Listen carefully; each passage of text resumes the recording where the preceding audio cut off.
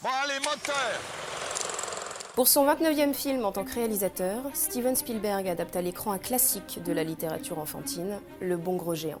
L'histoire de Sophie, une petite orpheline qui se lie d'amitié avec un gentil géant qui lui fait découvrir les merveilles et les dangers de son pays peuplé de créatures gigantesques comme lui. Malheureusement, elles ne sont pas toutes aussi bienveillantes. Le Bon Gros Géant sort de la plume de Roald Dahl, à qui l'on doit notamment Charlie et la chocolaterie, en 1982, l'année où Spielberg conquit le grand public avec E.T. l'extraterrestre. Comme l'auteur anglais, le cinéaste gagne ses galons de conteur de génie, parmi les plus inventifs de sa génération.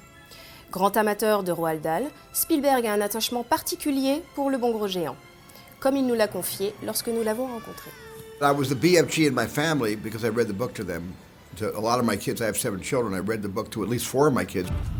So in a sense, I was BFG, and I felt like BFG when I was actually reading the book.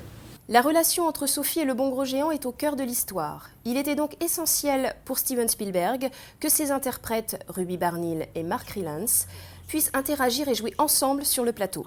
Pas simple, quand l'une est censée mesurer 1,40 m et l'autre plus de 7 mètres. Le réalisateur voulait surtout tourner dans de vrais décors. La production a donc mis au point un procédé hybride permettant de fusionner prise de vue réelle et capture de mouvement afin de donner vie à ces personnages fantastiques dans ces décors. 3 univers de tailles différentes ont donc été créés. Un pour les cannibales, ces ogres mangeurs d'hommes, un de la taille du Bon Gros Géant et un autre immense pour donner l'impression que Sophie est minuscule.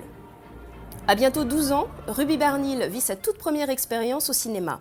Celle qui n'était hier qu'une petite écolière amatrice de cours de comédie a tapé dans l'œil du monstre sacré du cinéma hollywoodien qui l'a préféré à 300 autres petites filles.